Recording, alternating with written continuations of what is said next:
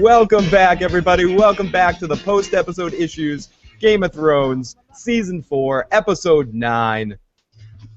What the heck was this episode called again? It was called The Watchers of the Wall, but I was going to say The Battle of the Wall, but just because I feel like that's basically what this was. But welcome back to the post-episode issues. We're excited to talk about this episode of Game of Thrones. It was a different kind of episode of Game of Thrones. We're used to, especially this season and mainly throughout the entire series, jumping from a lot of stories around. This was one long, big story of the battle, or the preparation, the foreplay to the battle, and then leading into the complete battle. Yeah, it was entirely at Castle Black. Even the info for the episode just was one sentence, and it was only about Castle Black. So we didn't see anything from anywhere else. No, nothing. And Jon Snow might know nothing, but he did kick some serious ass tonight. We got to see. Yeah, there was a lot of ass kicking tonight by some unexpected places. You know. I do have. I'll start right out by saying, if last week and the last couple of episodes have been the rebirth and my giving Sansa some love, I have to say, after tonight's episode, this was probably my favorite Sam episode. Sam really came alive in this episode in a way, showed his balls, became a man, showed his worth tonight. And this was supposed to have happened. This was something that should have happened back when they were at the Fist of the First Men. Right, but in the books, right? Like this, he's. I've been waiting for this a long time because he was one of my favorite characters in the books, and they kind of took away some really good moments from him, and they gave those back to him tonight, and that was pretty good. They just moved it further down in the storyline. As long as they end up in the right place, that's fine with me. How we get there is minorly relevant, you know. Yeah, it was really great to see Sam doing something tonight and really being a part of the story and part of the battle and really a useful person. But everybody, this is your first time tuning into the post-episode issues. Please hit that subscribe button. Please comment away about what you thought about this episode. And if you're watching us live, comment away in the comment section, and we'll get to your questions at the end. We'll take all the questions that are asked for us at the end of the episode, unless it's like, how much do you stink in your smelly butt, or something like that. We might not answer that. The answer we can answer right now is most likely a lot. A lot, probably. Yes, look at us. We eat a lot of cheese popcorn. We smell So this week has been an interesting week. I think everybody, it seems like, it almost feels like it hasn't quite just been a week from the last episode to now. It's been a huge, it seems like a lifetime has gone with everyone dealing with the post-traumatic Game of Thrones disorder, PTGOT disorder. The last 7 days took longer than the 2-week break from the episode before that. It really did, and the fact that we got no conclusion of that, could you turn me down just a little bit? The fact that we got no conclusion of that, it makes it even more anticipation. And I think, as much as I enjoyed this episode, it filled me with a little bit of frustration that I wanted to get more of where we left off last week. But we can wait. We can wait. I did get a little bit of that feeling, especially at the beginning. I was like, I've been waiting for this, and it wasn't anything I'd been waiting for. It was really fun and really good and extremely well done. But I just you want to know what happens after Oberon gets his head smashed in, the rest of the world.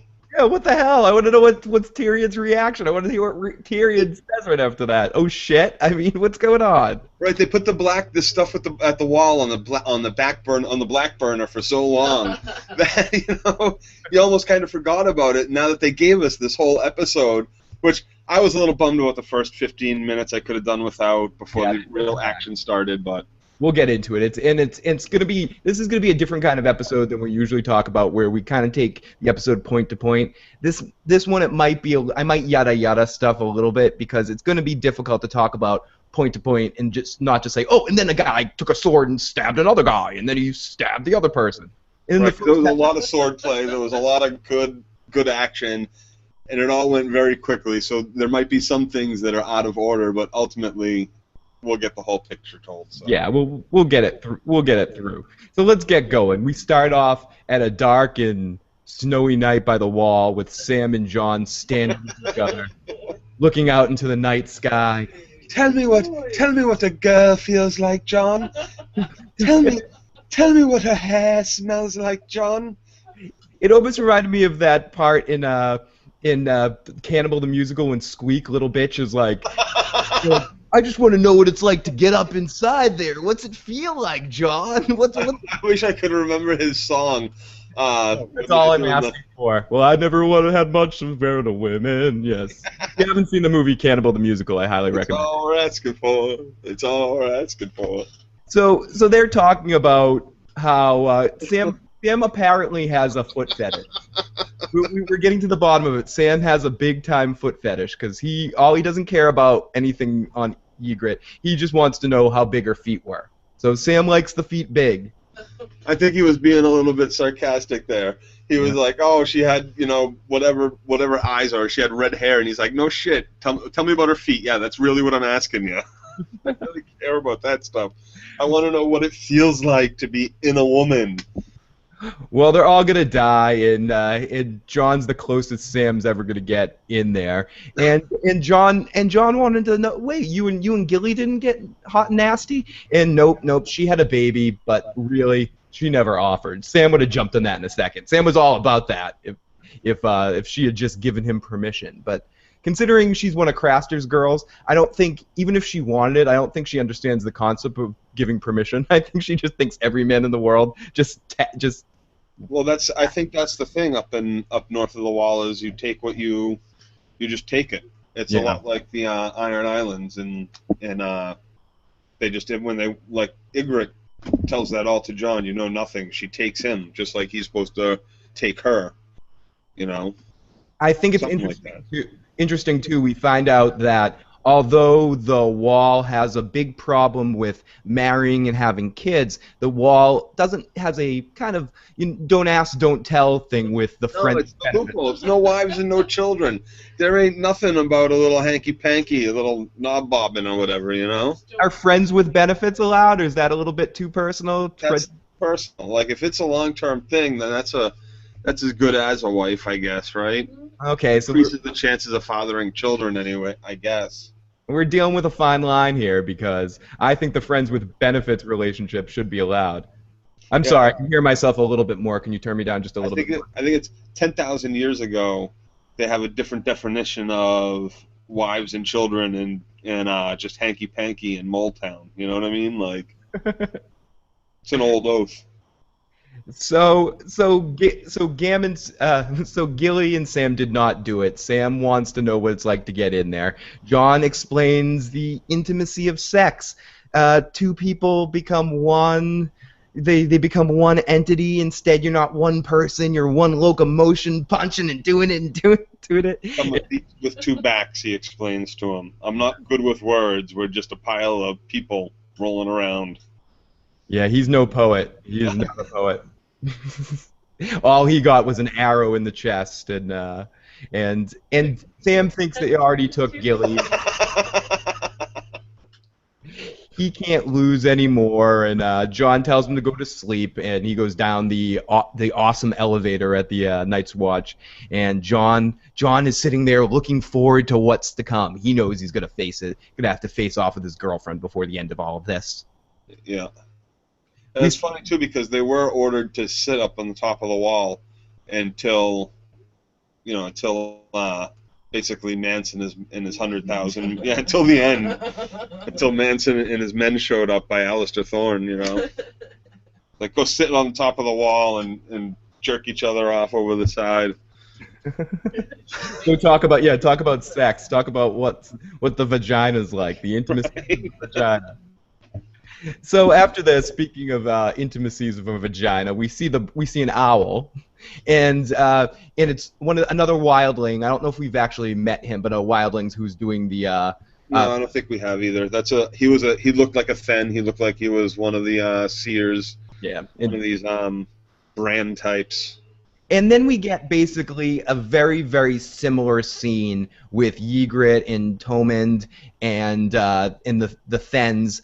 That's basically almost a mirror image of the scene we just got, where they're all giving Ygritte a hard time about dealing with the same stuff that Jon's dealing with. The fact that that are you gonna kill your lover, or what's gonna go on? And she has to put on a big tough guise and be like, I'll kill anybody who tries to kill Jon Snow. I'm gonna kill. He's mine. Romeo and Juliet, so to speak, a little tryst there with enemies that are lovers, two different sides of the coin.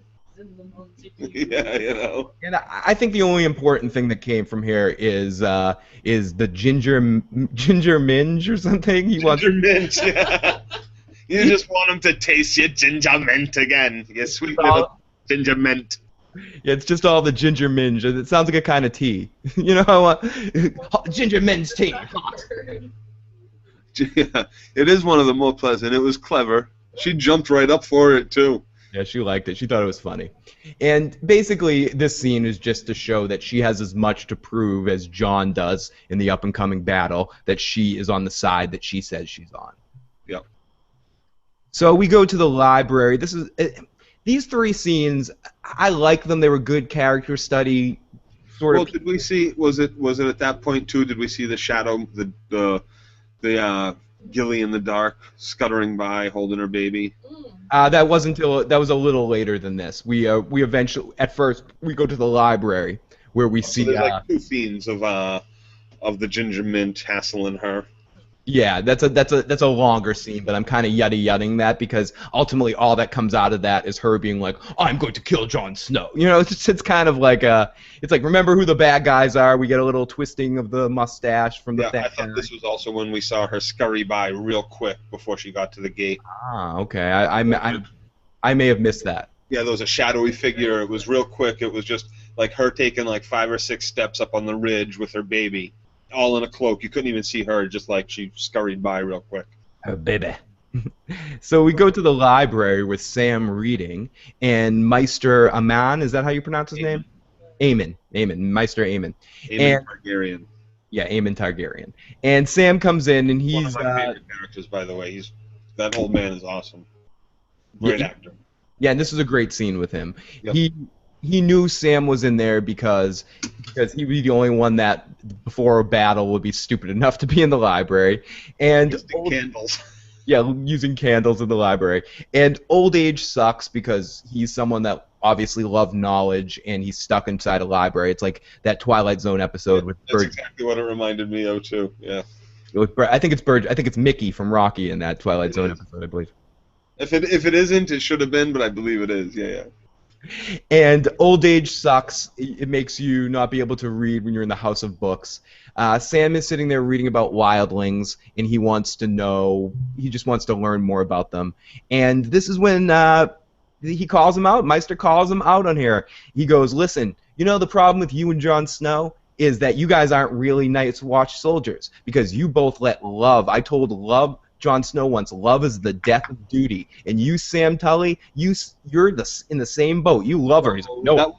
That wasn't his problem. It's that they're young and that they have love in their heart still.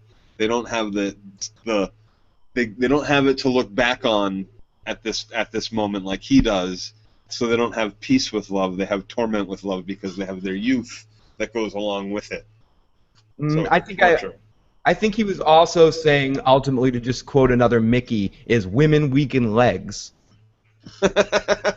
Well, yeah, I guess, yeah.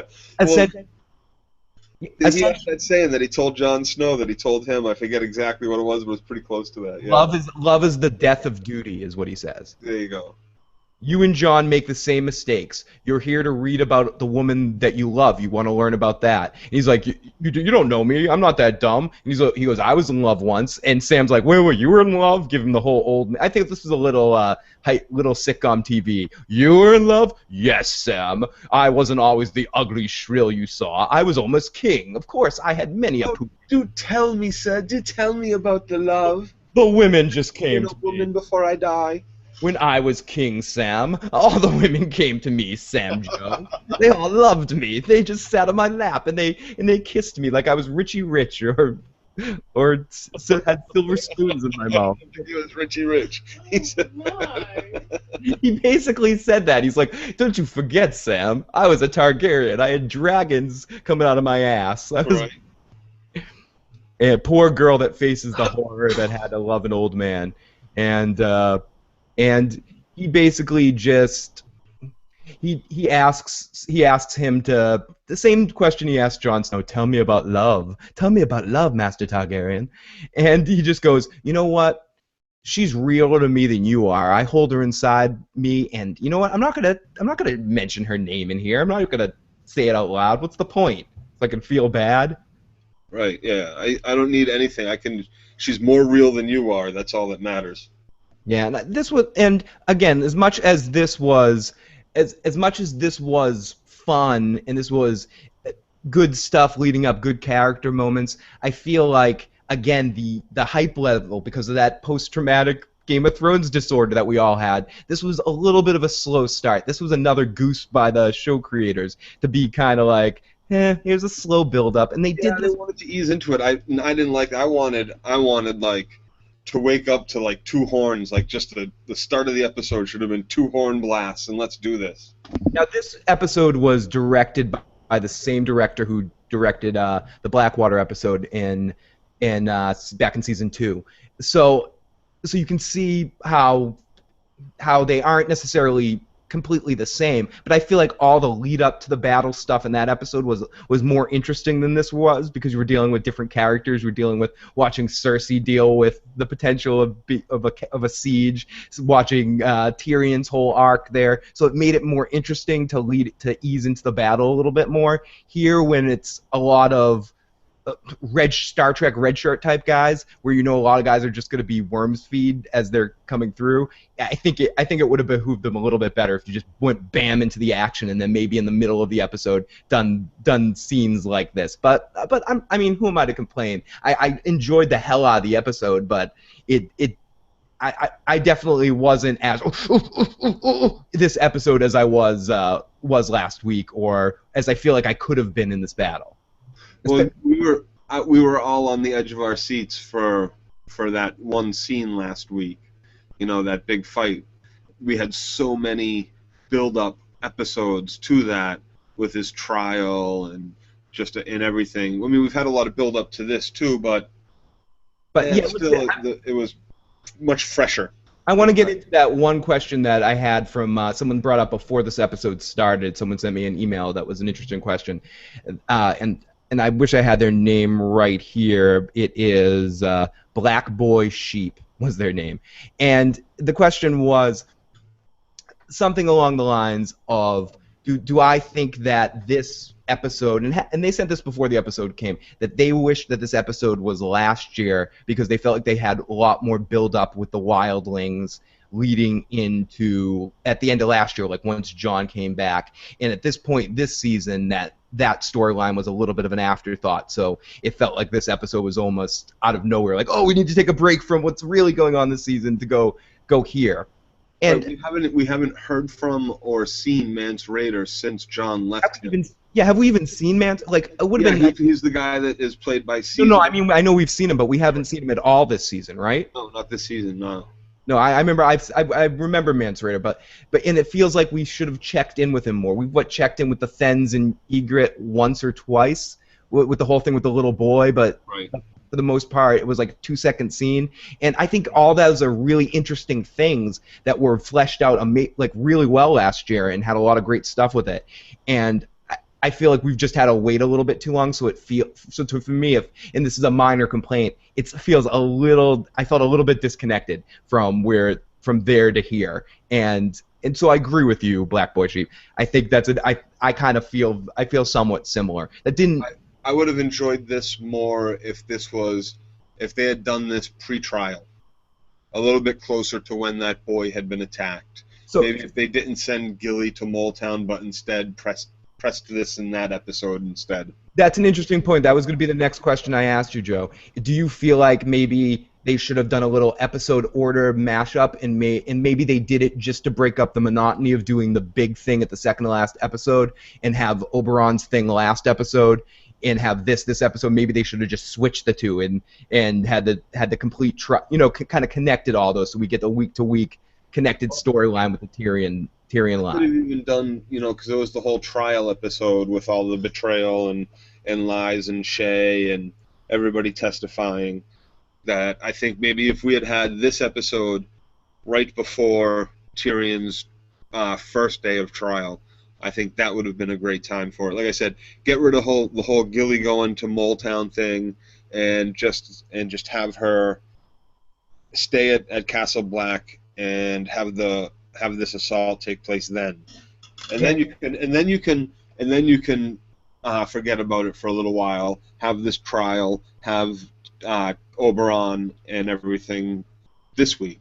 Now, that's what I think they probably should have done. And by all means, I still enjoyed the fuck out of what happened. And I'm curious what everyone that checks out this video and is listening thinks as well about that. Did they like the way the season was spaced out leading into next week, leading into the season finale? What are your thoughts of coming on the season finale? And if you have any, you actually want to leave a voicemail that we can play on next week's show, you can call it 781-990-8509 and leave a voicemail. We'll play next week about what your hype was and then what the expectations were. It would be interesting. Or please comment away in the video. I'm curious about what you guys thought. And that being said, I want to just say, ultimately, whatever my opinion is, I am not a producer or creator or director or actor in one of the best TV shows of all time. Oh yeah, my little what scenes should go where in a season mean nothing. Yeah, me too, man. Who are we? Like when it really comes down to it. But I just, for the complete enjoyment, I feel like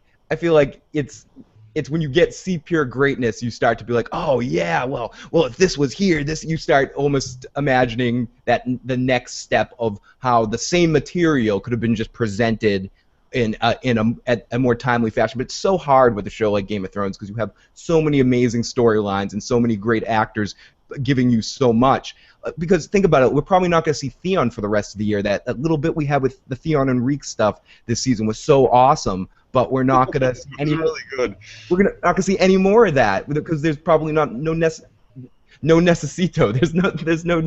It's not necessary. So we'll continue with this episode now. Oh, we might get a little bit more. I mean, we saw them heading off to what looked like Winterfell. I'm not like a burned down Winterfell. Yeah, maybe we'll get them for a second next week. But let's move on with the episode. Sam comes outside, and this is where he hears the girl talking through the fence, and it is Gilly, and she's alive.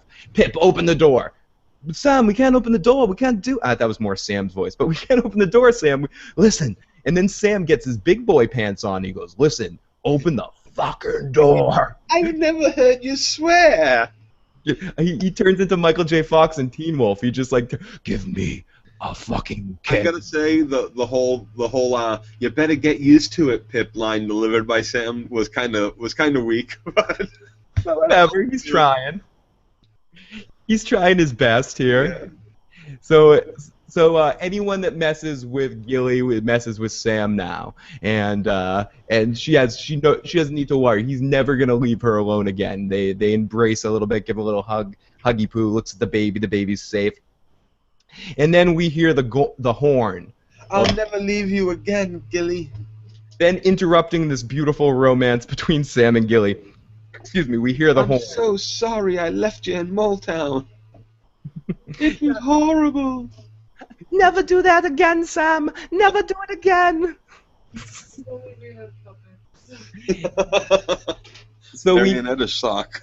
So we hear the horn, and the third period has started, and the end of the hockey game is about to begin, and we have the battle. The owl that's been looking out flies away, and we're symbolized that the battle's about to start. Jon Snow goes to the edge of the wall, looks over, and sure as shit, like 2 seasons ago, no, last season when we last heard from Mance, we see the huge goddamn fire that he said he was going to leave, that the north could see, or what was the? Oh yeah, a fire that will light up, a fire so large that the whole north will see it, and it's they're standing on top of the 700-foot wall, and it's really great when they pan out over. You see this field that stretches out what easily is a quarter mile, maybe more, to this wood line, and then great distance after the wood line is this fire that stretches. Yeah, looks like a mile down the wall, down through the forest. So he's lighting the forest on fire. That's part of the protection of the wall, I guess. But I don't know, just clearing and build a bigger field. And they hyped up for could you turn me down a little bit, Joe? They hyped up for a while about how much money they sunk into this episode and how big the scale would be. And I gotta say, they hit a home run with that. This episode looked amazing. The scale of this battle, when they did that pan shot from one side of the wall where you saw the giant fire, and then they pan over to show you the other forces on the Ygritte's forces on the other side. It was it showed the scope of the whole situation really perfectly. They start charging up from the south towards the south gate. What was apparently the south gate they mentioned later in the episode, but they show that whole group of 20 to 50 warriors, whatever they are, Thens and wildlings running up the trail. It was pretty cool. Okay, this is when it's going to get a little bit difficult in the way of recapping what happened, because we're going to get a little bit into chaos. Yeah, chaos. Then this happened, and this happened right here, and then this happened, and then someone stabbed this guy, and then this guy yelled "Freedom!" and charged the battlefield. So we get to see the guys securing the defenses, getting some Donkey Kong barrels to throw down on the guys climbing the wall, and Thorn is there, and he's looking scared now as he sees the 100,000 soldiers, and he sees the fire, and Jon Snow walks up to him. And this is an interesting conversation. He's just like, Joe, you can say it. I got us lost. I should have listened to you, Joe. We should have taken that left. Should have listened to your directions. I'm sorry. I was an asshole. Oh, shoulda, woulda, coulda, but oh well. And Jon doesn't rub it in. He goes. It was a tough decision not to block off the gates. You did what you thought was right. And the guy's like, no, I didn't. I did it because I thought you were a little pissant. Now let's go beat the shit. Leadership is knowing that everyone is. It's true. It's when you talk about like American football or something. There's an expression that the best job on the team is to be the backup quarterback. And it's the same thing in this situation, and what Thorne's expressing to Jon here. He's saying, you know what, when you're the leader, everybody has an opinion on what you should do, and everyone's going to think they know the right thing to do. But when you're the leader, you can't listen to any of them. You just need to listen to yourself and believe in what your own opinions are. So I hate you, you little shit, so let's kill all these fucking wildlings so I can go on hating you, and you can go on hating me and wishing that little wildling horse stabbed you, shot the arrow in your head. This is when you go on second-guessing yourself, everybody ends up dead. Yeah, and little pissant all the little pissant twats with their opinions. Twats don't matter. You know what? Thorne, even though he is an asshole, he redeemed himself to a point for me in this episode. It's interesting to say because you think he's just a little, like as he put it, pissant twats himself, but ultimately he's a pretty badass. Like I believe, puts Jon Snow on his ass at least once, maybe twice in the last few seasons. He may be a real arrogant prick, but he's a badass with a sword. He is, no joke, a knight. Straight-up warrior knight. But forget what he did to end up at the wall in the first place, and I know one of our commenters out there is going to tell us, but that's the thing, Joe. He's a true soldier of the Night's Watch. He's not one of these like kids that are there. He is one of the last of the real Night's Watchmen that are there that can act. For so long, he's got so much invested.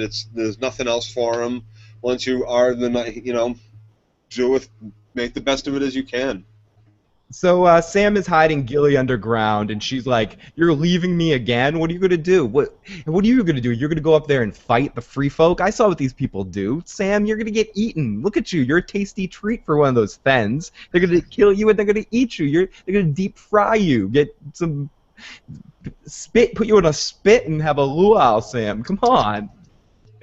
And here's where, speaking of another South Park thing, Matt Stone and Trey Parker thing, we get the Team America line where Sam grabs her and kisses her, and she goes, "Can you promise me you'll never ever die?" And he goes, "I'll never ever die." Or something. He says, "Don't worry, he says, I won't die." Yeah, the famous last words to any George R.R. Martin character. I'm not gonna die. That's usually the.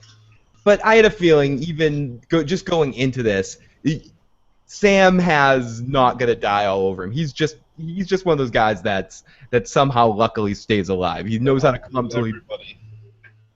Yeah, he's got luck on his side. He's So got that innocent little pork belly.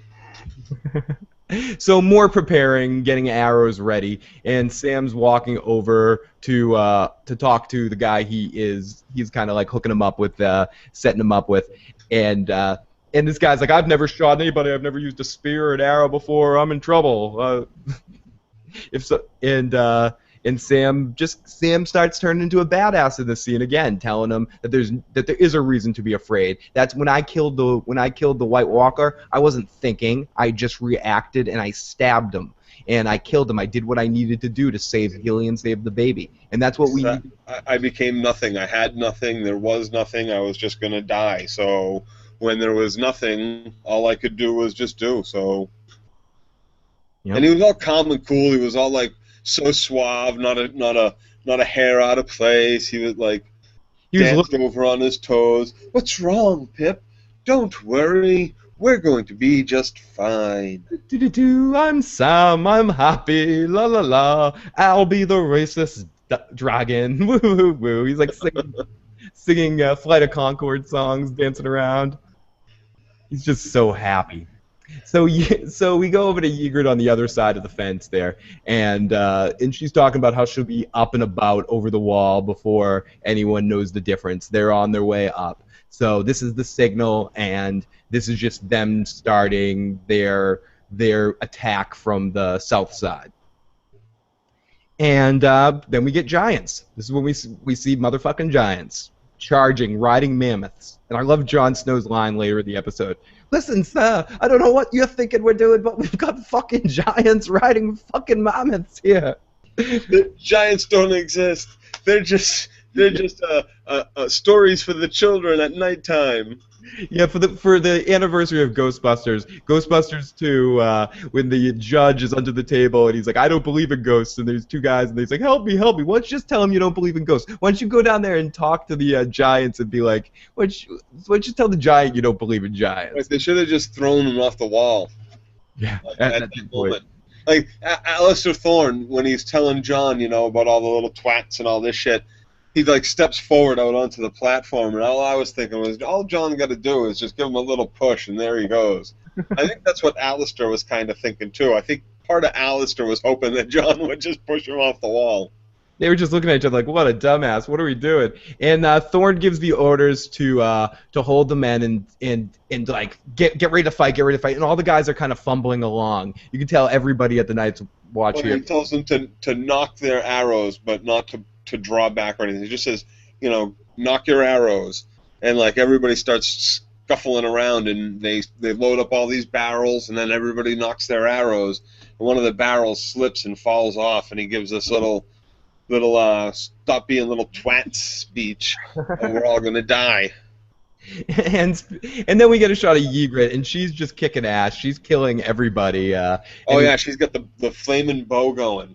Yeah, and she's whooping ass. I did like how they kept shifting perspectives on the fight and going back and forth from the two locations. I found that entertaining how we were going from 3 locations. From 3 locations. But what was interesting is usually from a battle we have one side that we're sort of connected to. It was very interesting to be in some ways rooting for different people on both sides. I thought that really set up the drama in the scene really well, because I think most people are rooting for Ygritte there and thinking of her as in a positive light. And in some ways, if you look at everything that the wildlings have been through, you can't help but say they've gotten the raw end of the steel, and they know what's coming. They know the real danger from the north, and that's why Mansa's organizing this whole situation. So you can almost relate to their problem with the people in the south. So it's a very interesting battle where there's no clear-cut good guys, except for Jon Snow, of course. He's a good guy. So Thorne decides that he's going to charge down to the southern gate, and he leaves that squirmy guy. I don't even know his name, but he's the squirmy guy that was like yelling at Jon Snow. Jon Snow, I used to work at King's Landing as a. That's Meryn Slint. Marin Slint. Well, you must not have been good at your job. That guy, and they leave him in charge. And this is one of those episodes too where the guy that was in charge up at top of the wall, whether it was Thorne or whether it was this other guy, or eventually became Jon Snow, or the other guy that Jon Snow left in charge when he left the wall, they were like, every time there was like a big crescendo of music because it was their turn to take over leadership of the area, and their big move was fire more arrows. It was Alistair Thorne says it. Knock your arrows, draw, loose, and when he went knock your arrows, there was that whole big fumble thing, and then he gave that speech, and so he said it again, knock your arrows, draw, loose, and everybody did. Then Marin Slint comes up and says, they're crashing through the south gate, we need people down there, and Alistair Thorne goes, arr, and he heads down and puts Marin Trent in control, and Marin Trent steps forward and goes, knock your arrows, and he yells it too, just like Alistair, but he wasn't there for it, which was kind of interesting. Or he might have been there for it, and somebody else came up and delivered the message. I don't remember. It'll be a point that I'll have to get on rewatch. And then again, when he disappears and he runs away and goes and hides because they're all a bunch of robbers and thieves, and God damn it, I was a member of the King's Guard. I was the commander of the King's Guard. This isn't an army. This isn't a guard. This is a bunch of friggin' twats. And he runs away. Goes and hides with Gilly. Yeah, and just hides, and she's even braver than he is because he's like hiding in the back. She's like at the door, being like, "What the hell?" He's like, well, she's got a baby to protect, and apparently a Marin Trent too, or two babies to protect. So the wildlings seem to be happy and die, and they're cheering as the battle commences. And this is again probably the best job that they've done on the show to show how someone like Sam and how they can really help the people in the battle. Sam is doing. It's what you would have expected, what everybody at the Black would expect the behavior of Sam Tarly to be, was personified by Marin Slint in this scene. He's the one hiding in the corner, but everybody would have thought it would be Samwise Tarly hiding in the corner, but it wasn't. It was, someone that many people consider to be second or third in command for the time that he's been there. Right, but Sam's doing great. He's keeps loading arrows, and the guy that's firing the shots, he's like, we're gonna die, and Sam pulls in a little wise ass shot, and he's like, if you keep missing, we're gonna die. Yeah, if you don't hit anybody with the goddamn crossbow bolts, we are absolutely gonna die, Pip.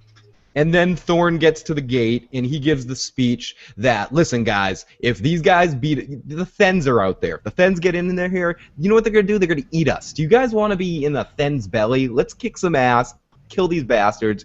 And he actually gives a really awesome speech. And then he charges out and goes all crazy Ramsay Bolton on the wildling group and just starts killing people left and right and doing his whole thing. Which was pretty awesome. It was pretty awesome, and then we get the cross over to Tormund, and he gets some kills, and he's kicking some ass, and we look like we're about to have a collision course eventually between Thorne and this guy. Oh, of course we are. I mean, that's the whole. Thing. This is the first time we see Alistair Thorne really just he came alive, and I don't think we really expected that from him at all. No, I didn't. I didn't. To see he was. But of course, we're going to get our Willow moment. We've all seen Willow. We know Val Kilmer has to fight the main bad guy in the middle of the battle and somehow find each other. So we know. He gives another great little speech here when he gets down and he jumps off. Now on me now, and then charges towards the wildlings who have crashed through the gate at this point. Yeah, and the giants riding the mammoths pull up some more, and now they're actually going to get into the action. And I don't want to. We say giants too. We say giants, meaning they make the mountain look like Tyrion. Yeah, right? and I don't want to poo-poo on Mance Rayder's plan here, but wouldn't sending the giants in first be the best idea? I think that's actually not the best idea. I mean, sending a couple in to get that gate up or down or off, and how many giants absolutely is a necessity. But if you send them all in and you just end up with a pile of giants at the front door, then you got to clear those with your 100,000. I hear what you're saying. Then you get the Jolly Green Giant and Andre coming back and all coming after you. You're in a dangerous situation. I get what you. Giants unite to form Voltron. They are the Brute Squad.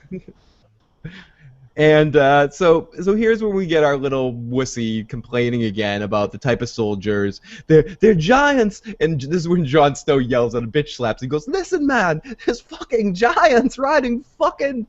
I just love this line so much I have to say it twice here. They're fucking giants. It reminded me of a Sam Jackson moment. He doesn't say fuck, but it's like there are snakes on this motherfucking plane. Yeah, right. There were fucking giants riding goddamn motherfucking mammoths over there. You see that shit? No, giants don't exist. No, giants don't exist. Could you look down there, dumbass? Right there. He doesn't look. He doesn't even get anywhere close to the edge. He doesn't want to see. Someone needed to walk up to him and slap him right across the face right there. Just throw him off the wall. Throw him from the fucking wall. Bye.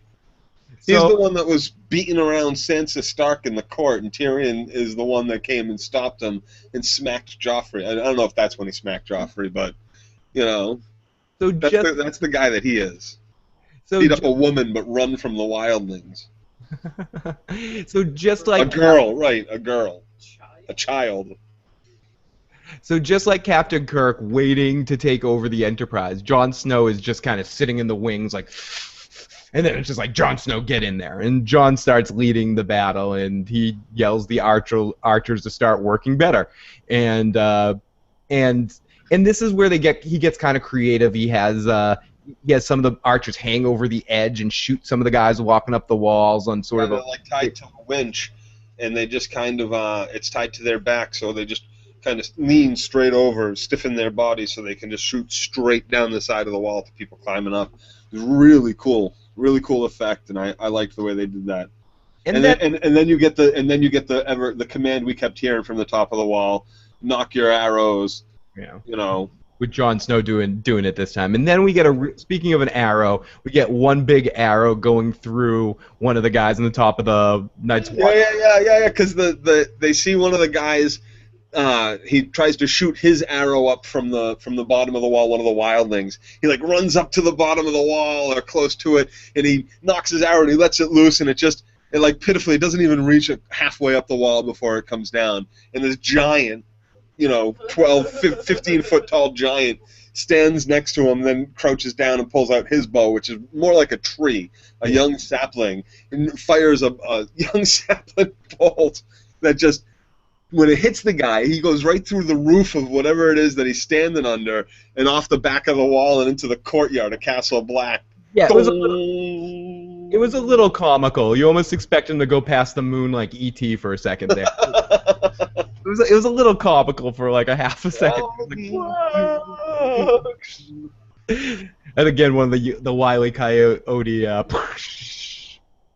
So this is where we get to see the leader of the Thenns. Now you're talking strategy, and that's strategy. If you have giants that have bows like that, isn't that exactly what you want to do? You want to line up 20 or 30 of them shooting bolts constantly? Couldn't they just knock down the wall with that? If they just kept shooting those, eventually the wall would just crack. 300 feet thick and 700 feet high. They're fucking giants, dude. To them, that's like 30 feet, right? No. They're not 15 feet tall. Still, I mean, whatever. But we'll not important. Not important speculation of Mance's plan. Let's give Mance a chance here, because he really does. Mance is thinking about this as a marathon, not a sprint, like Jon says at the end of the episode. He's got 100,000 men. He's got time. He's got more giants. Yeah, more mammoths. Yeah, more mammoths, and he doesn't have to deal with this asshole leader of the Thenns guy anymore. That gets his due eventually. So the leader of the Thenns guy comes out, and we see him killing a bunch of guys, being like a killing machine. And we spot the little boy from the village who sees him and kind of watches Ygritte being a killing machine as well. And we see the little boy watching the whole situation.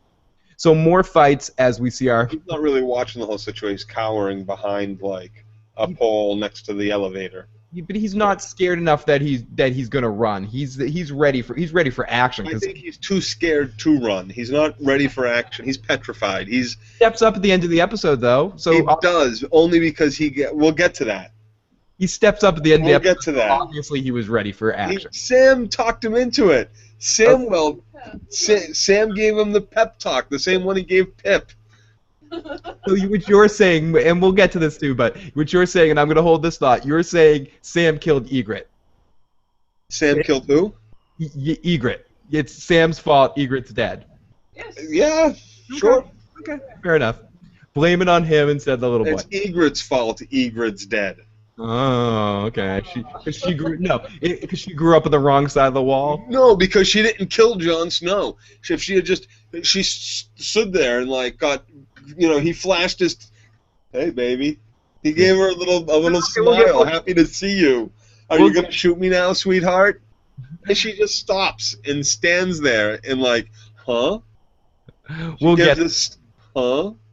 So more fights as we see our pussy hiding and going throughout the battle, and he hides in the same room as Gilly, and as Joe was saying earlier, even Sam was out there fighting, and this guy has to be the biggest pussy in the world, and then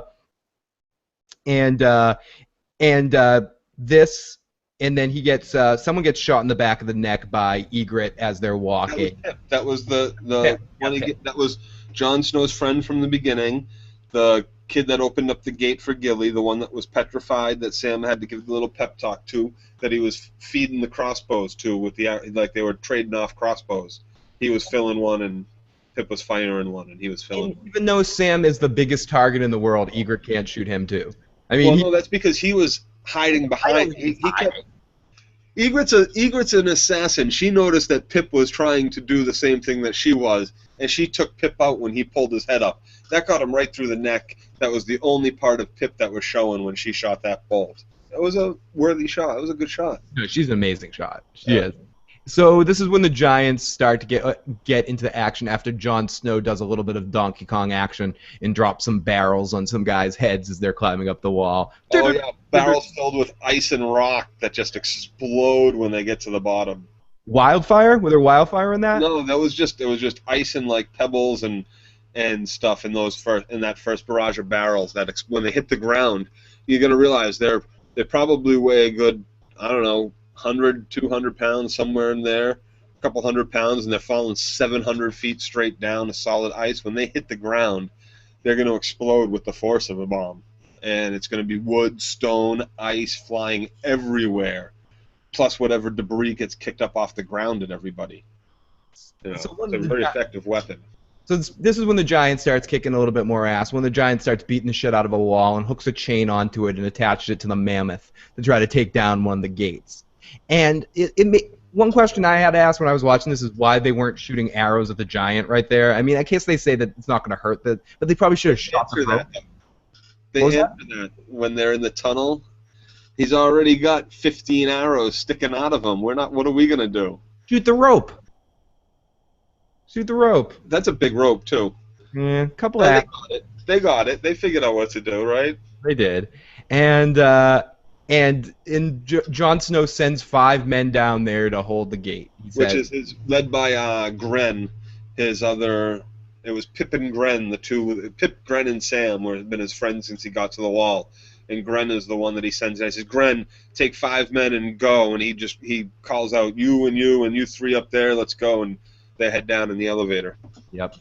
And more from them in a bit. So more battle stuff as we get our standoff between Tormund and Thorn, and it's a good fight. Both men get their licks in, but Thorn gets stabbed in sort of his gut area and falls, but survives and gets dragged back in underneath. Gets dragged back in and survives and is treated.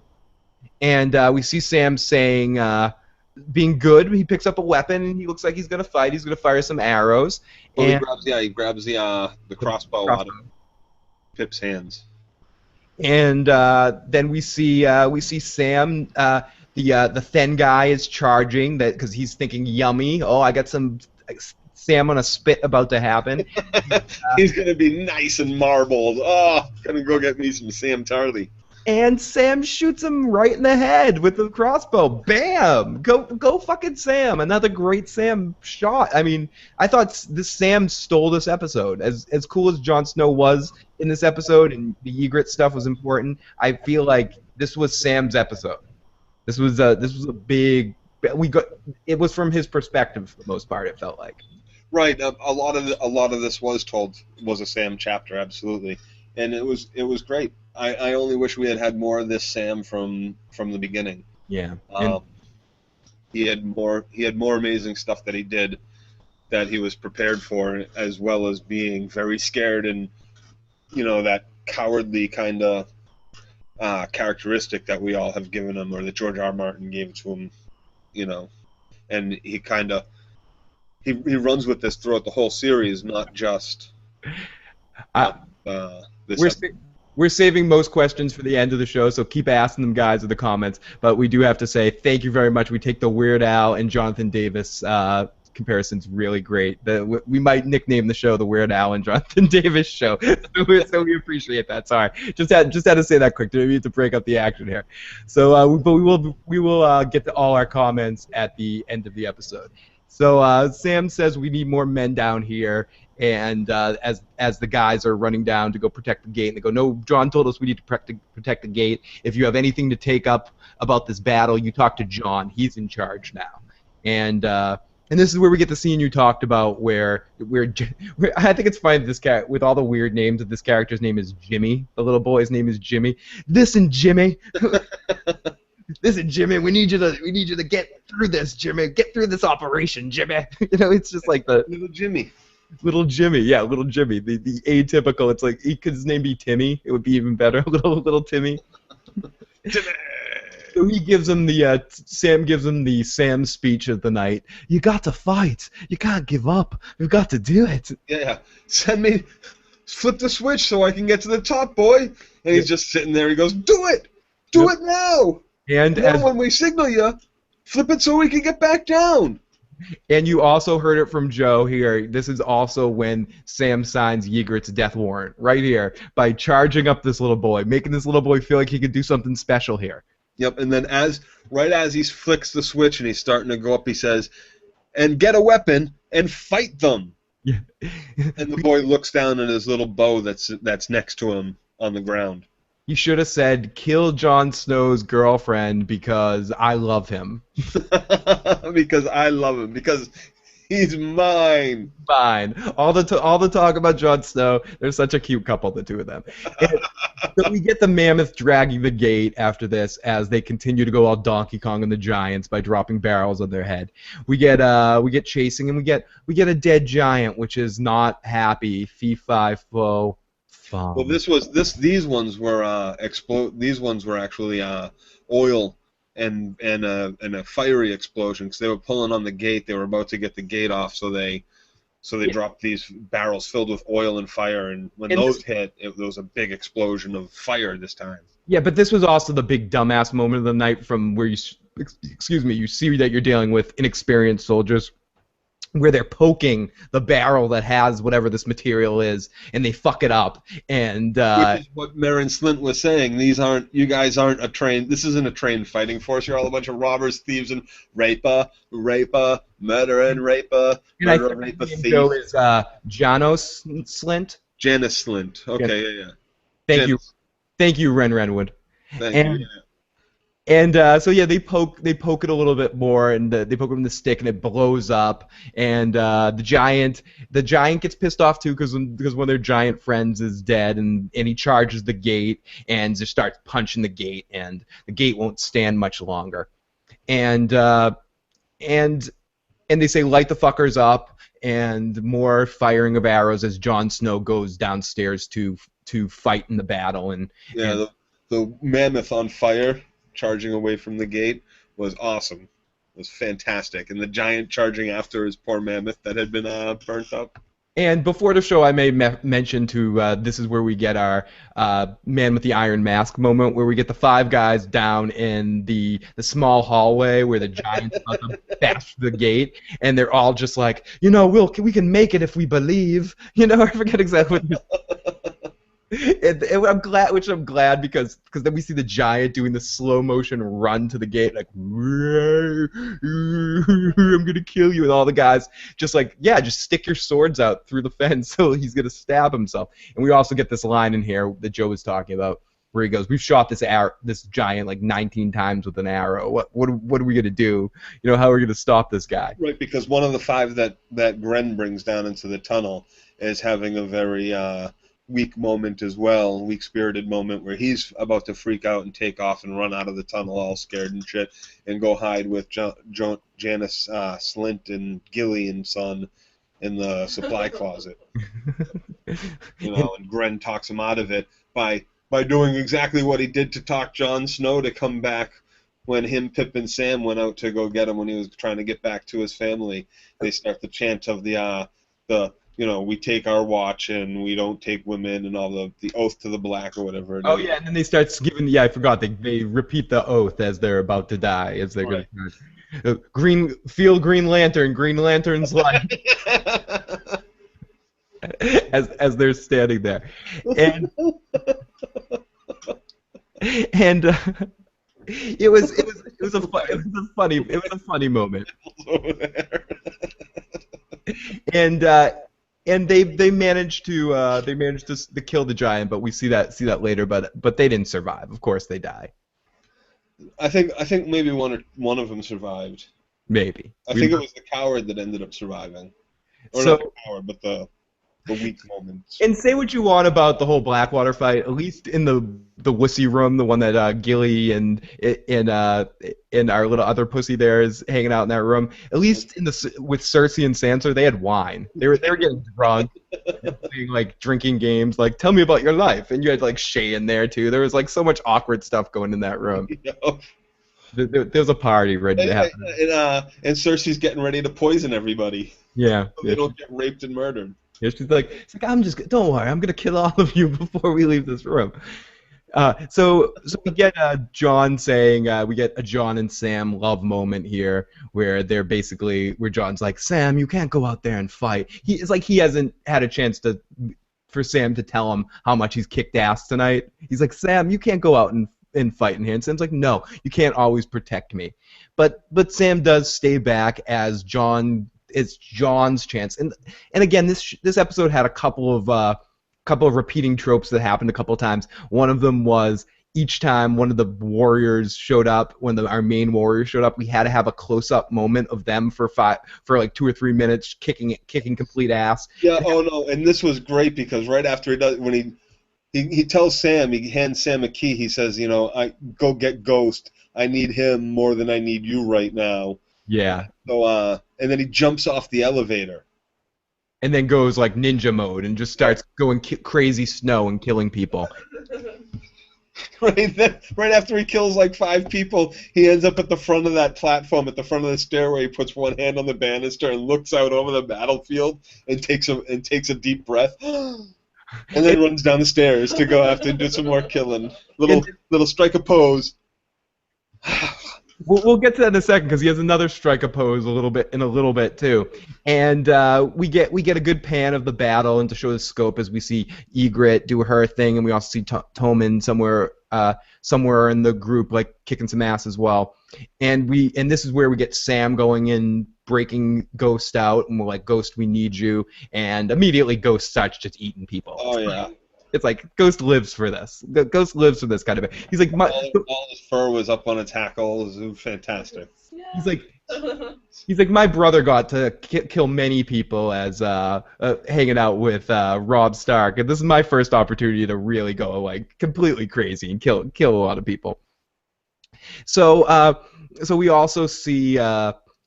We see some of the wildlings that go at Snow as Jon Snow starts kicking ass and doing his Stark thing, and Ygritte's kind of creeping up as watching Jon get into this big, drawn out fight with one of the it looked like one of the Thenns, and like just a really big battle, and eventually Jon comes basically conquers this guy, defeats this guy. It's a tough battle. Think this was the leader of the Thenns. No, the leader of the Thenns guy got shot in the head by Sam. I'm pretty sure that. Maybe this was. Maybe it was the one with the owl. Yeah, I think that's what. I think you're right. I think it was that guy. That would make sense, being the warg gets it because Jon might also be wargy. Right. The ghost thing. The Stark family thing. Grand Stark family thing. Right. So so he takes like he spits in the guy's face, takes a hammer and hits the guy with a hammer in the head. Bad. That looked so fantastic. You could see the ball peen, like the depth in the crushed skull. It really looked great. It was. They do a good job with the crushed heads. They do. No, they talked. I was reading an interview with the two show creators where they were talking about making this episode on such a large scale and how HBO gave them so much money, but you still have to deal with the fact that it's a television series. You only get so many takes, unlike a movie. And I think compared to like what you see in some of the big movies, and there's a lot of battles happening in a lot of movies.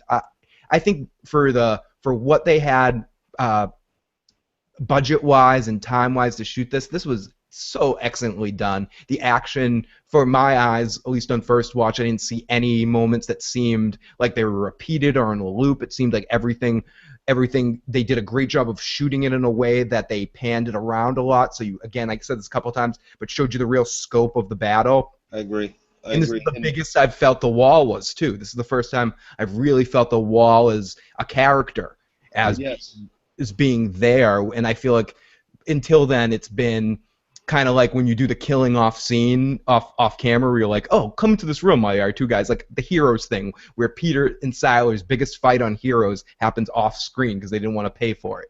And it seems like in some ways that was done with the Wall leading up to this, where it was never done at this scale before.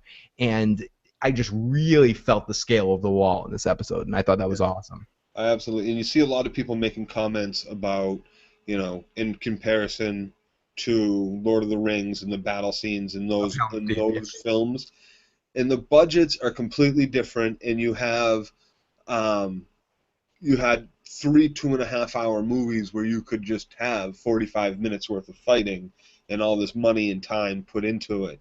That realistically, one of those movies is, like maybe all the first 3 seasons budget of like one, and this is just one episode. They had to pay for this, and Oberyn's head popping. Yeah, Oberyn's head popping, and that whole scene of everything that happened last week had to be is in the same season as. That's why this to me is. And I know a lot of I love season 1. Season 1's hard to beat as my favorite season, but this. And I'll talk about this later because this comes damn close to being damn close to season 1. Yeah, this is definitely my second favorite season next to 1, and I have to look at it after the season and after I've had time to, because I'm very much a victim of the moment. I'm one of those, it's the best thing in the world right now, and then I'll have time to think about it. But really, with everything that's happened this season, and we still have a season finale to go, and I'm just this is just the best season since the first one. Which this best sword fight I think was right here was Jon fighting this Then. Yeah. It was unbelievable, the parry and the attack, the way he came at him. I just thought was fantastic watching Jon fight with his sword. And Jon did kick his ass, but it seems like the end of this season's been a little bit of the watch Jon Snow get his ass kicked, and then he's get like the Riggs from Lethal Weapon style of fighting, where he just gets his ass kicked and then can snap the guy's neck in the last moment. So after he kills this guy with the hammer, he comes around a corner and get over here. And who's sitting there right with an arrow in his face but Ygritte, and it's a difficult moment where they both stop. They look at each other in their eyes. Smiles. He's happy to see her. Yep, he has a great moment, and right as he's about to say something, they're both about to say something. She gets shot by the little boy with the arrow that gives Jon the little thumbs up, like, look what I just did. Definitely off book. I'm pretty sure. Well, I don't want to say definitely. I want to say I'm pretty sure. On book is Jon actually takes her out, shoots her himself, which just only goes to prove even further that he was loyal to the Black, right from the start. Now Jon Snow walks up to her. We're gonna be safe. You're gonna be okay. And we get a nothing Jon Snow in there, and she says, "Remember that cave that we were in? Remember that? We were there. We should have stayed there. We never should have left." Oh, we'll go back. I'll take you back there, baby.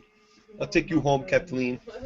You know nothing. You know nothing, Joe Dirty Locks. You know nothing, Joe. So this is where we get like I think the coolest thing that the Night's Watch does all night when they do that pendulum axe thingy and to chop off the guys in the wall. It's like this weird sort of. That was fantastic. That was awesome. That was my favorite moment. And this was all like I know a lot of this was done with CG, but it had a very like I love the way this episode looked. It looked so amazing, and this part looked so real with that slashing people off. I loved it. Not just people, but big chunks of the wall went with it, which of course are going to knock people off. And it was awesome because you hear Jon mention it right before he goes down the elevator with Sam to fight out at the south entrance, at the south gate, in the courtyard and everything. He says, you know, if the climbers get too high, let the Scythe go. The Sith Lord go. Right. And I was kind of like, huh. I thought I was like, oh, he just said side, face of the wall. Like maybe they're just gonna have a little, because that was a big thing when Jon climbed it. Was a big chunk of the wall fell off. So maybe they, by design, chunks can fall off too, is what I thought. But I did not expect the big metal friggin'. Yeah, that was incredible. And I kind of skipped over something I wanted to say though. The Yeager dying, I as crazy as this sounds, like even though I wasn't completely connected to this from last year, I shed a tear. I got a little teary-eyed at that point when she was doing the I Know Nothing, Jon Snow. I thought that was a really great scene that both actors played awesome. Jon was heartbroken. He went right over. The battle was beyond his comprehension at that moment. There was nothing else in the world. There was no fighting. There was no clanking of swords. There was only the only woman he loved dying in his arms, the only person that he loved since he left home. You could see loving him die inside, and you could see that happen with the Kit Harington. That's his name, I believe. He really showed the emotion perfect, and really, like, I felt for it. I felt that emotion, and I got teary-eyed. I'm not afraid to say it. And a little bit. And they cut off part of the wall, as we were saying, which I thought was really awesome. Just that whole scene leading into that was probably the best action of the night, I thought. So all the guys, all the crows that are remaining surround Tormund, and he's like, I'm not going to surrender. This is how a real man ends. And they kind of shoot him and they kick him, and Jon just goes in there and goes, put him in chains. And the guy goes, I should have thrown you off the top of the wall. And Jon, you should have. Yeah, and Jon says it like, because as we were saying, Jon's completely emotionally dead at this point. He just like says, "Yep, yeah, you should." It's just in how he says it. It's so cold that it's like, Jon's changed forever now. It's very pragmatic. It was a pragmatic answer. Yeah, you should have. If you had, I wouldn't be ordering them to put you in chains right now. You're absolutely right. Exactly, and Sam comes in and gets Gilly, and she says, they're okay, I'm glad you didn't die, and we see the little coward in the corner, Kurt going, oh, is the fight over yet, guys? Is the fight over? And Jon says... Jon Snow doesn't know. There's a whole hell of a lot he does know. He does know, yeah, and he's starting to show it here. He says to Sam, we held them off for now. Sam said, or Sam says to him that we held him off, and Jon says, yeah, for one night. It's a good victory. And he's like, no, it's not a good victory. Mance was testing us. He got the info. He's got more giants on fucking mammoths. We can't stop. We can stop them, for a few days, but eventually we're going to lose. They got 100,000 goddamn men. He goes, I'm going to go to Mance, and I'm going to get him. And he's like, go get him? What do you mean, kill him? He goes, yep, I'm going to try to kill him. And they go, if they capture you, you're going to be flayed. They're going to eat you. They're gonna serve you to your dog, to your direwolf. They're whatever. This is a stupid plan. And again, Jon just not fucking around anymore. Goes, you know what? Maybe it is a stupid plan. Maybe it's a stupid plan. But Sam, but he's like, Sam, you got any better one? Yeah. No. Do you even have a plan? Never mind a better plan. Do you have a plan at all to begin with? And he's like, no. No, I don't think so. Yeah, it was one of those things. I don't see what you're talking, motherfucker. Do you have a better? What do you think, bitch? Slap. Yeah. And no one's giving orders right now. Jon's like, no one's in charge right now. I'm gonna do what the hell I want. And right, yeah, there's Alistair Thorne, when he was fighting Tormund, they had a nice a nice fight during the whole chaos that we kind of just glanced over. And he and Tormund go at it like is set up, like we talked about that they were kind of setting it up for. And they go at it and they parry down this hall, and they go back and forth.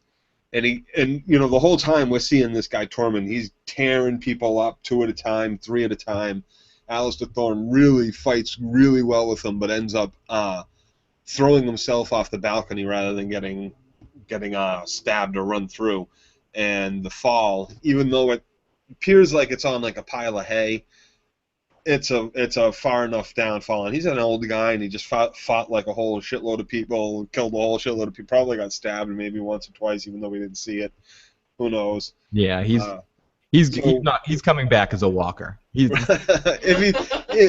mention he's fallen, but we don't know if he's dead or not. We kind of see him yelling to the crowd like, blah blah, do something, but we don't know his condition at the moment. He's fallen, but we don't know if he can't get up. If he can get up, yeah, right. I've fallen, but I can't get up. So the guy thought of life alert right then and there at Westeros. So the guys held the gate, but the giant killed them. But and most of them died, or at least it looks like they all died. And Jon makes sure he says burn all the bodies. I have a question: if the giant dies, could the giant come back as a giant? That sucked. Giant walker, or zombie. Yeah, could it happen? I'm just curious. So we get Sam and Jon here at the end. He says to let him outside in the gate so he can go over to Mance. He gives Sam his sword just in case he doesn't make it. I promised Mormont that I wouldn't lose it again, so just in case. And he gives him the sword, and Sam says he goes, I know you said maybe you'll come back, but please come back. and Jon marches. Don't leave me. And Jon marches off to go try to get Mance, and that's the end of our episode. So I guess we're probably going to get some wall stuff next week as well, and I assume could we? Maybe none. What if we got no wall stuff? What if that's the end of the wall story for the season? Nothing else. Just Jon walking off beyond the wall, and that's the end of the wall for this season. It would be interesting. Okay, let's get to our comments during the show. First of all, we got one from Renwood. What Jon needed to pass on to Sam was the thing he does with his tongue. Yes, he needs to teach Jon that he knows something. Teach him where the clitoris is. What to do with a silly twat. Do you think Ygritte would have killed Jon Snow if she hadn't been shot by the arrow? No, because that's not how things go in the book either. It's just Jon kills her, I believe, in the book. And that was from Mick Wendy's. And also Mick Wendy's wants to know if it's just her or if my camera is slowly moving side to side. I think it might be because, just a little clue into how my studio works, I put my camera on a window shade, and I think the wind's blowing a little bit. So I think it is blowing my camera slightly a little bit. I'm sorry if I'm giving anyone motion sickness. I highly apologize. He's actually on a 30-foot yacht right now. Yeah. And we have it's the emotion of the ocean going on. We have the top of the line studio here. Ray B says the most badass episode of Game of Thrones. Jon Snow rules. I can see how someone might love this episode as their favorite episode. Best fight. I thought it beat the Blackwater as far as action. There was good things. There was good fire. That green fire crap. And the stuff on the Blackwater was good, but this was much better, I thought. Yeah, awesome. We said this comment earlier, but I just need to mention your name because you have an amazing name. Roachclit says, I don't know whether to feel good or bad about that. I love it. That's what I love that name. Roachclit. That inspires so many emotions in my brain. Dude, that's the best name ever. He's the one that says it's like he's watching the Weird Al and Jonathan Davis show. He or she? Is there a picture? It's not a pic. It's a picture of a roach clit. So no, I don't know. It's a picture. Renwood says Cersei had the great line during the Blackwater battle that Stannis being Stannis, that she would have better luck seducing his horse. Yeah, I remember that. Oh, come on, I can't seduce. My charms work nothing on Stannis. I have a better chance with this horse. Adrian Milan says the sky. It's someone who climbs on ice. That was so freaking terrifying. Yeah, that was ridiculously terrifying. And that thing flying, that was to me the most amazing part of the episode, and just watching how that thing sliced people You see down. the hands hanging from their little hooks that are still dug into parts, but the bodies just got completely decimated off the wall. It was really nice. Okay, Joe, you were right. Jon did fight the Mangar of them. It was the warg that Sam killed. Okay, fair enough. They were bald. They're all bald. They kind of look alike. It was Yeah, and they're all badasses, and they're all going to eat you if they kill you, so... yeah. Will Free says, first of all, I dig the show. Thank you. I agree to extent of what you're saying about this episode should have been last year, but I think that they put it this season, the overall feel of the season, rather than the fluidity of the storylines. I agree. They needed to ratchet up the madness after Oberon for the finale. But on the other hand, I saw this with my friend, and she has no idea who Mance was, so I can understand where you're coming from. And no lie, Ygritte was the saddest death for me since Ned. Happy couples just aren't allowed on Game of Thrones. Laugh, surprise.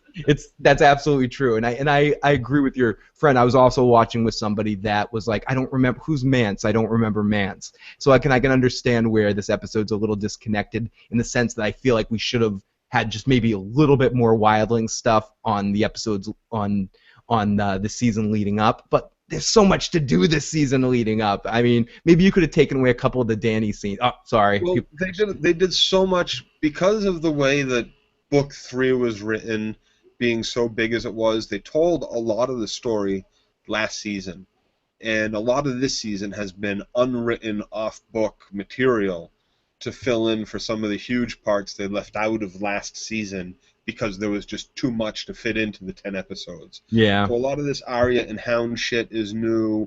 A lot of this Jamie stuff was kind of new. She wasn't supposed to be there yet. There was just a lot of stuff, a lot of off-book stuff that even this little boy that they wrote in that ends up killing Ygritte off-book. That I agree with moving it to this season. It just should have been earlier in this season, I think. Mm-hmm. It should have been. It would have made the beginning half of the season drag a little bit less. I feel like now it's been 2 episodes. We haven't seen any Brienne and Podrick.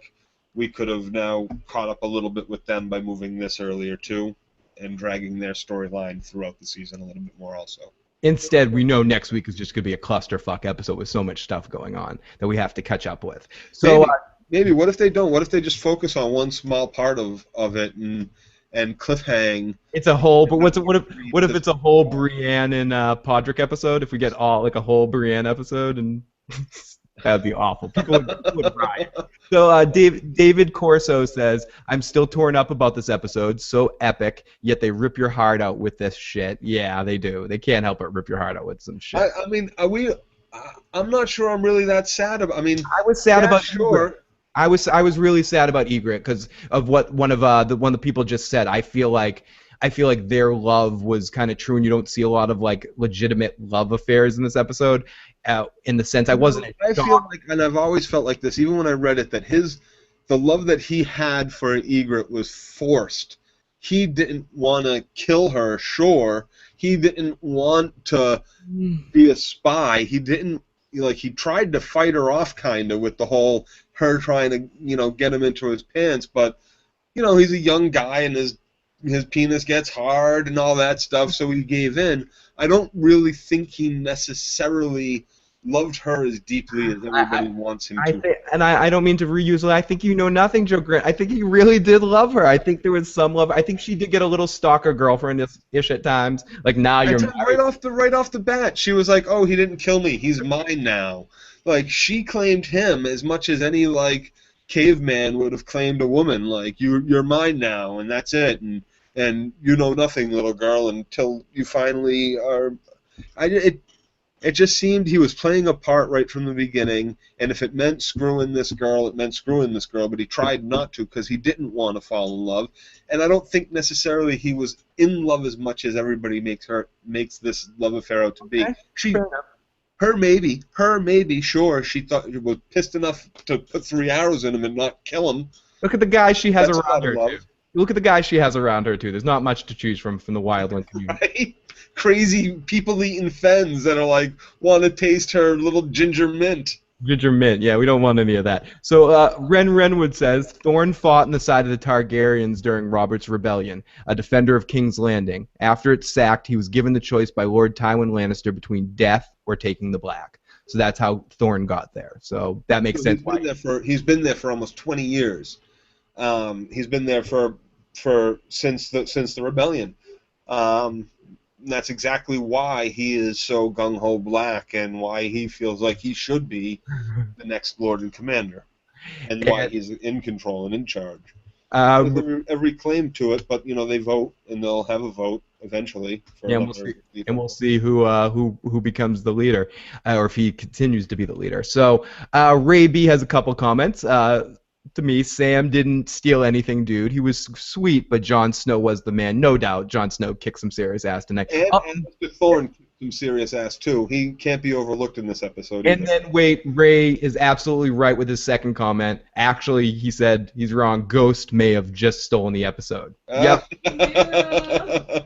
I can't. Sit, boo-boo, sit. Good dog. And I think this might be our last question of the night, our last comment. Roach Clit says, laughing my ass off. I officially love you guys. I didn't mean any offense. I wish I started watching you guys before the second to last episode. But, dude, no offense with a name like Roach Clit. We're not kidding. We love that. That's not us joking around. That's, like, seriously the best name ever. I love that. That's incredible. So, everybody, I just want to take a moment to thank you. Oh wait, we got a couple more questions. I'm sorry. Sweet. Also, sorry for the comment. Oh, we have Roach Clip stuck in here a couple of times. Oh, we got a few more Roach Clits. My last name is Roach. I added Clit. No clue what my picture is. Laughing my ass off. Really enjoyed the show. Wish I saw it since season 1. Thank you. We've just started doing it since this season. We might go back and do other seasons. Oh, and giants shooting arrows. That was worse than sharks with lasers. Thank you, Adrian Millar.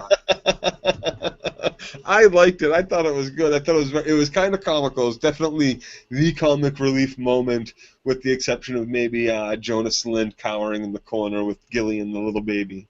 Lance Eagle says, okay, guys, time to wrap this up so I can watch it from the beginning, please. Thank you. Okay. No arguing with us.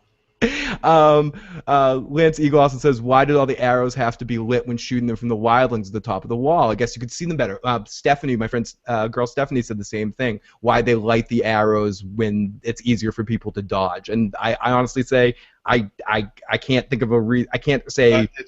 It's so you know where your arrows are landing. You know if you need to lift your arch. You know if you need to pull back further. So you know where you're shooting. Otherwise, it's middle of the night, and it's a small, thin piece of black wood that you can't see fly 700 feet down and 500 feet out. So if you put the light on it, you at least know where you're aiming and what you're targeting, and if you're being effective at all. And Roachclit says, also, sorry for commenting so much. Roachclit, there's no such thing as commenting too much. There's no such thing. Comment like a billion times. Share it with your friends. Have them come and comment too. We want as much as possible. We'd love to hear from everybody their thoughts and opinions about the show, please. Yeah, he says that next week's episode will be 66 minutes long, so I'm excited for some extra time in the episode. Oh, finally. Yep, and our last comment of the night. Sons of Anarchy treatment. And our last comment of the night, Adrian Malon says, and Gren taking down the giant at the gate has to be the most heroic death of the season. Happy, sad face. Yes, no one likes watching giants die. I even got sad in Mickey and the Beanstalk when the big jolly giant with the big red nose fell off. Spoiler alert, Mickey wins in the end there, so sorry about that. Everybody, thank you so much. Yeah, sorry about that. Thank you so much for checking out the post-episode issues. Please subscribe, comment away if you haven't listened to this. If this is your first time here, if you've made it this far and leading into next week, please leave us a voicemail at 781-990-8509 if you want us to play a voicemail on next week's show, and your thoughts of this season as a whole and what you thought. You can join that, and please use the comment section below and tell us what you thought of this episode and anything we had to say. Guys. Yep, thank you very much. And also check out issuesprogram.com this week. We're going to have a slideshow from some of the cosplay that we saw that Joe put together from from the Pop Culture Expo, and this coming weekend we're going to be at a Walker Stalker Con doing some Walking Dead stuff, so that should be fun as well. So we will talk to you guys next week for the season finale. Oh my God, I can't believe it's the season finale already. I'm already missing the show. I'm already sad about the end of the show. A whole year. We have to wait. It's ridiculous. But everyone, have a good night. We will talk to you next week. Later.